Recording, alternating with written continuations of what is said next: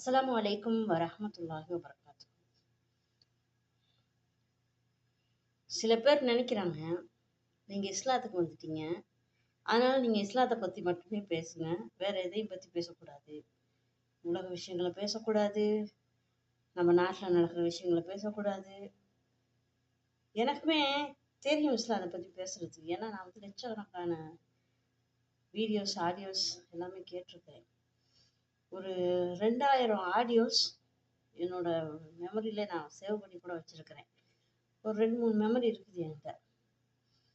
அவ்வளோ விஷயங்கள். ஏன்னா நான் முன்ன வந்து வாட்ஸ்அப் குரூப்ல இருக்கும்போது நிறைய இஸ்லாமிய குரூப்புகள்ல இருந்திருக்கேன். நிறைய உலமாக்களுடைய ஆடியோக்கள்லாம் கேட்கறது. இஸ்லாத்தை பத்தி 180% தெரியும்னு வச்சுக்கோங்களேன். தெரியுங்கிறதுக்காக நான் வந்து இஸ்லாத்தை பத்தி பேசலாமா அப்படின்னு கேட்டா, அதுக்குத்தான் உலமாக்கள் இருக்காங்க.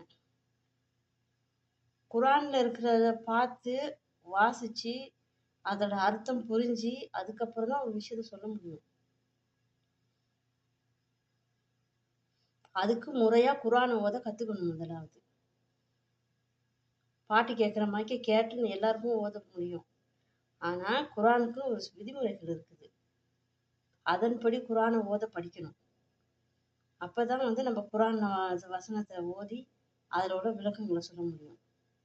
அது மட்டும் இல்லாம குரானுடைய விளக்கங்கள் பார்த்தீங்கன்னா, ஒவ்வொரு பெரிய பெரிய அறிஞர்களும் ஒவ்வொரு விளக்கம் கொடுத்துருக்குறாங்க குரானுக்கு. சில பேர் அதை தவறுதெல்லாம் புரிஞ்சுக்கிட்டு எழுதி வச்சிருக்கிறாங்க குரானுடைய விளக்கங்களை. இப்படி இருக்கும்போது இஸ்லாத்துக்கு நேரத்துக்கு வந்து ஒரு ஆள் எப்படி இதை பத்தி சொல்ல முடியும்? உலமாக்கள்கிட்ட போயிட்டு கேளுங்க.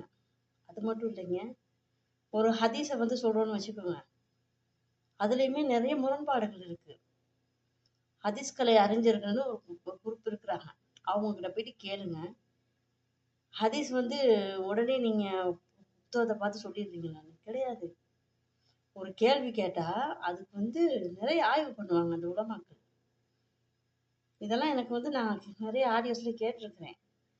ஹதீஸ்லயே வந்து அவங்க வந்து பிரிப்பாங்க ஒரு ஹதீஸை வந்து. அது மட்டும் இல்ல, நிறைய ஆய்வுகள் இருக்கு. இந்த உலமாக்கள் வந்து சும்மா வந்து உட்காந்து படிச்சு கொடுக்குறாங்கன்னா கிடையாது. அவங்கலாம் நிறைய ஆய்வுகள், படிப்பு அதெல்லாம் படிச்சு நிறைய ஆய்வுகள்லாம் பண்ணி தான் சொல்லுவாங்க பதில் வந்து.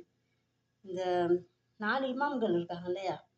இந்த 4 இமாம்கள்ல அவங்ககிட்டலாம் போயிட்டு மக்கள் கேள்வி கேட்கும்போது அவங்க 10 கேள்வி கேட்டால் 4 கேள்விக்கு தான் பதில் சொல்லுவாங்க. மற்றெல்லாம் தெரியாதுன்றவாங்க. காரணம் அடுத்த வீடியோ.